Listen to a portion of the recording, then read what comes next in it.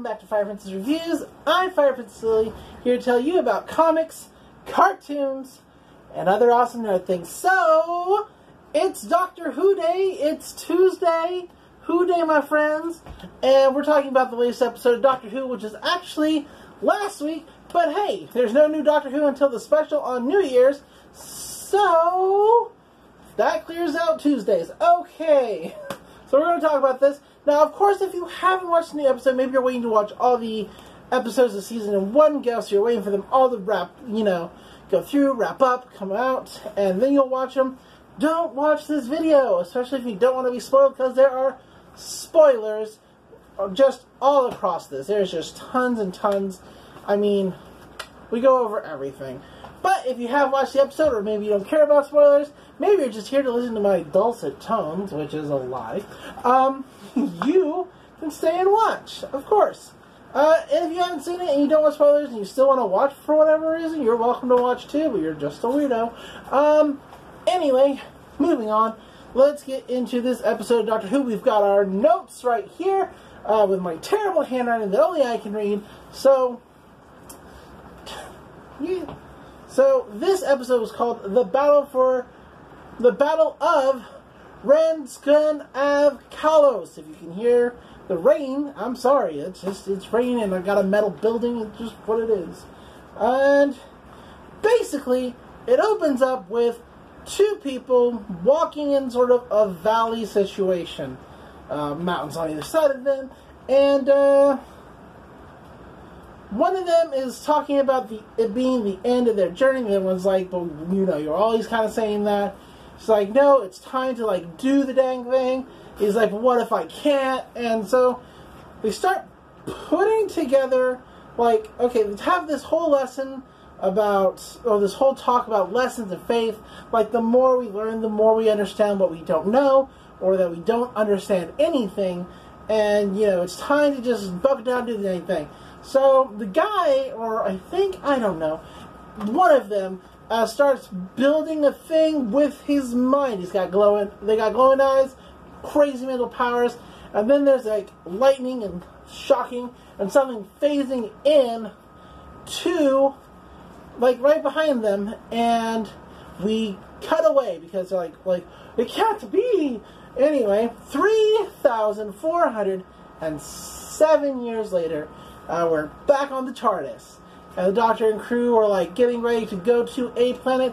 One single planet is sending 8 different distress signals out into the universe, all coming from a singular place. And the Doctor's like, okay, so this is the planet, this is what its name trans out to, which is something about despair of the heart or something like that. And so Graham's like, man, we never go anywhere nice.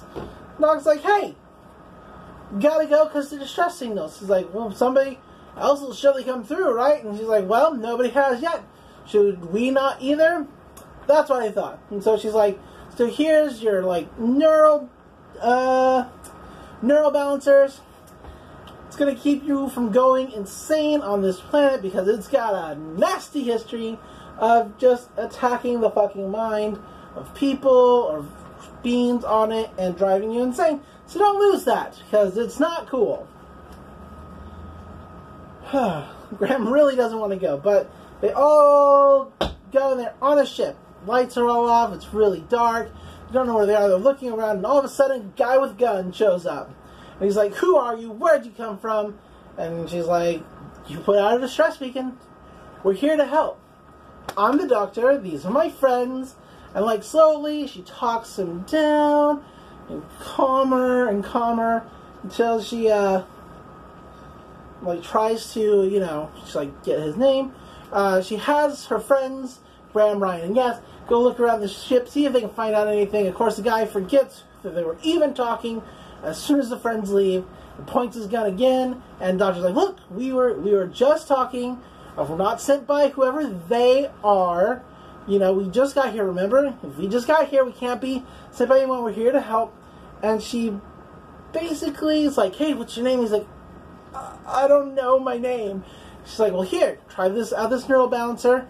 You just put it on. Look, I've got one. See? It's right there. It's gonna help you slowly get your mind back because this planet is wackadoo. She doesn't say wackadoo, I'm saying wackadoo. So he does let her put the neurobalancer on his neck, and I mean, I guess if you're just whacked out like that, you're like, either it's going to help me or it's going to kill me, and both seem like good options at this point. At least that's what I figure his reasoning was behind letting her do it. So Gaz and crew come back and they're like, well, there's no other crew on here. It looks like, according to these readouts, they're missing. So, the guy they found is like, yeah, my crew, they're missing. My name is Paltraki, and, as he's getting ready to kind of explain himself a little, there like a little communicator thing comes on, and he's like, hey, get out of the way, I have to be the one to stand in front of it. Why is that? We don't know. Maybe because they had some kind of contact before, but one of the people from the previous 3,000 years ago shows up and is like, you have to return what you stole, what you took. You know, we need it back. You know, the creator is demanding it back. And so he's like, I'm not gonna give it back. And so another familiar face comes on, but it's not the other alien that we saw at the beginning of the episode, the other person at the beginning of the episode. It's our good friend, Tim Shaw, from the first episode of the series. That's right, he's back. He's back. Okay, he's back. Tim Shaw has the crew, and he's like, you're going to give this back? I want to kill the rest of your crew. Here's a crew member. Now she's dead. You have 2 crew members left? Bring me the shit. And they go off. The doctor's like, what did you take? What is it? And he reveals a crystal, and she's like scanning it with the sonic. She's like, this is dumb. It's like getting all kinds of contradictions. It's got so much mass, but I can pick it up. What is this crystal? So she picks it up, and she's like, okay, we're going to get your crew back, figure out this Tim Shaw thing, and, yeah, it's a retrieval mission. So they're tracking along, Ryan's like, ugh, feeling sick. And Paltraki's like, that's how it starts. You start feeling sick, and then all of a sudden, right? But Graham pulls the doctor to the side. He's like, I need to talk to you. Alone. And she's like, what do you need? He's like, if that really is Tim Shaw, I'm gonna kill him. And she's like, no, you can't do it. If you cannot kill anybody when you're with me, Graham. You can't. Those are the rules. These are the rules that have been set.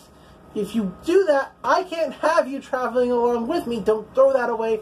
Be a better person. It's like, killed my wife, I'm going to kill her. Which, you know what?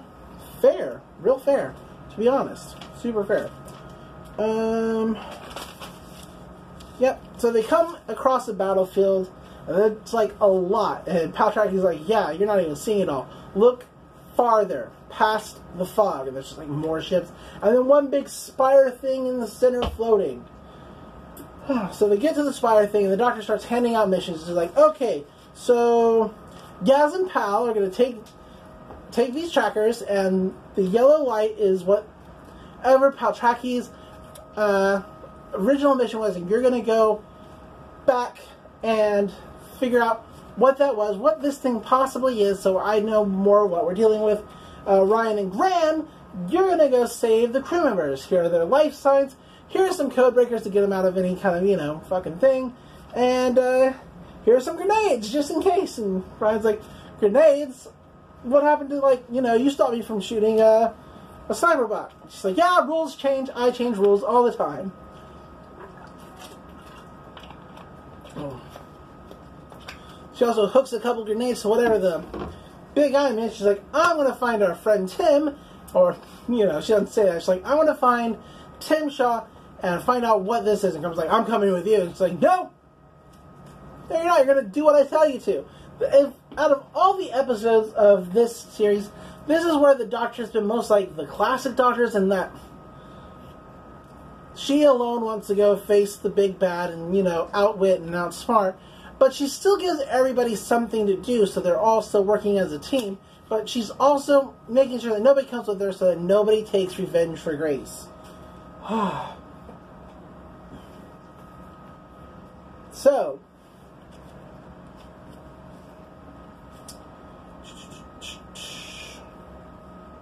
they're on the ship thing, and like beams them up, and we start off with Ryan and Graham, and Ryan's like, so did you talk to the doctor about it? And Graham's like, I don't know what to talk about it. He's like, you think that's going to make it better, killing him? You think that's what my nan would have wanted? And she's like, I think your nan would have liked being alive. She was good at being alive, and she quite enjoyed it. Like, it's a whole thing, and he's like, all of a sudden, sniper bots everywhere. And sniper bots behind, they run forward. Sniper bots in front, they turn around, sniper bot. Ryan's like, quick! Sniper fire! Hit it, the sniper bots kill themselves. So, cool. Good thinking, Ryan. The doctor runs into one of the people from the beginning of the episode. Turns out her name is Andino of the Ux. The Ux are apparently a super powerful race of beings that can create things, obviously, as we know, with their mind. They can just shape and will the universe as they see fit. And it's pretty cool. She's got a gun, though. Not cool. But the doctor's like, hey, take me to see your creator. She's like, nobody sees the creator. She's like, go ahead, show him my face.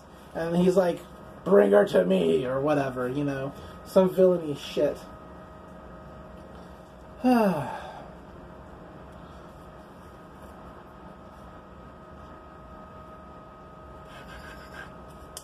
So, Yaz and Paltraki, they find not only where the thing originally originated from, they find 4 more just like hanging out, something buzzing inside these crystals, and they don't know what they are. Paltraki's getting more of his memories back. He's like, we're the last fleet.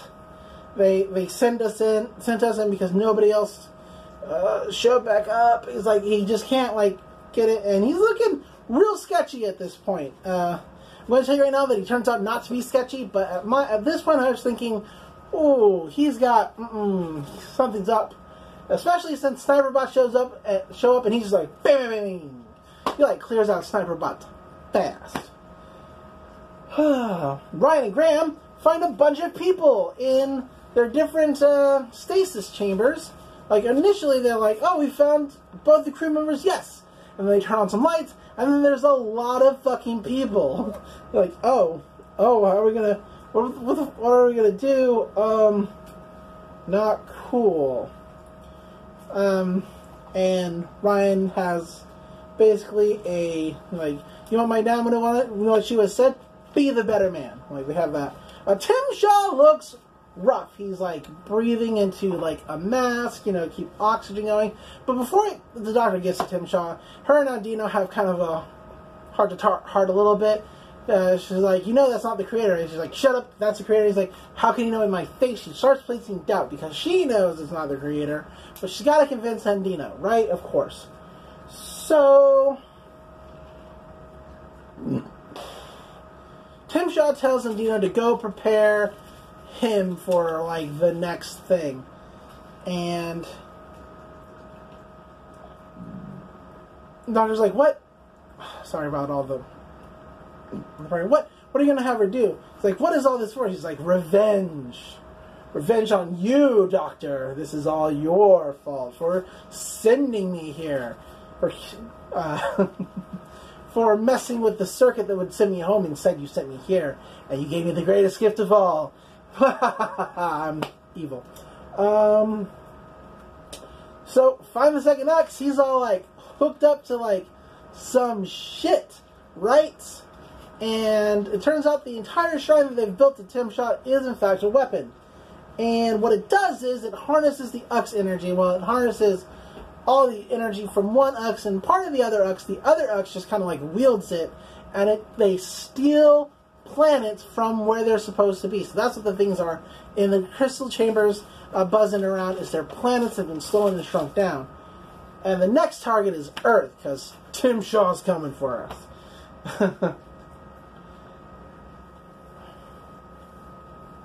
So the doctor leaves from Tim Shaw's area to go see if she can do something about this planet-stealing nonsense. Meanwhile, Graham and Ryan have actually released one of the captives, and of course sets off an alarm.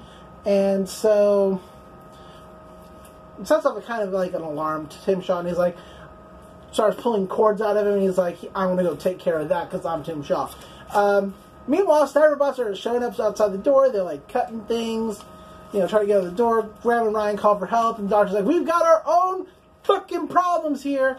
And like, she doesn't say all that, but she's like, sorry. And so Paltraki decides to go help, like, because he's real great at snipers. So the doctor is trying to figure out how to stop, like, the Ux, because it's a real problem. She's like, if I try to disconnect him, Tim Shaw might have it set up in a way that'll kill the other one of them, or if I try to block it, like, if I try to stop the wires, it might kill them both, or it might just blow up this whole thing and kill us all, so I don't know what I'm supposed to do. And she's trying to work through it. Yeah, she's like, come on, what do we have, what do we have, what do we have? And something Yaz says goes, Yaz says, is there any way we just, like, you know, block, you know, stop, like, block their abilities so that they can't, you know, steal the planet? And the doctor's like, yes, that's perfect. Our neural balancers, if I just enhance them a little bit, they become neural blockers. And that's how we're going to do it. And so they do that. She's like, well, the planet is going to attack us if we take these off. And Yaz is like, we can do that. We can totally do that. It's fine. You know, I would rather risk myself than, like, risk everybody on Earth. Which, good for her. Because the doctor's like, another planet can't come here. That's too much mass in one place. It'll destroy us all. So that's why they're like, oof. But, so, Paltraki shows up, takes care of sniper bots for Graham and Ryan, and they have released all the prisoners at this point. And Graham's like, and then another door starts getting cut down. Graham's like, I'll take care of that. You go off and run back to the ship, get, you know, everybody safe off the planet. And he's like, Ryan, go with them, and because I've got a grenade, and I'm going to take care of the last of the sniper bots with this grenade, and I'll join you when that's all done. And it's at this point that I think, we're going to lose Graham. Like, one of two ways. Either, like, he dies because he blows up with the bots, or because he kills Tim Shaw. I don't have a lot of faith in Graham right now. And we cut back, and they put the neural blockers on the Ux and save Earth. Earth is fine and good, so good on us.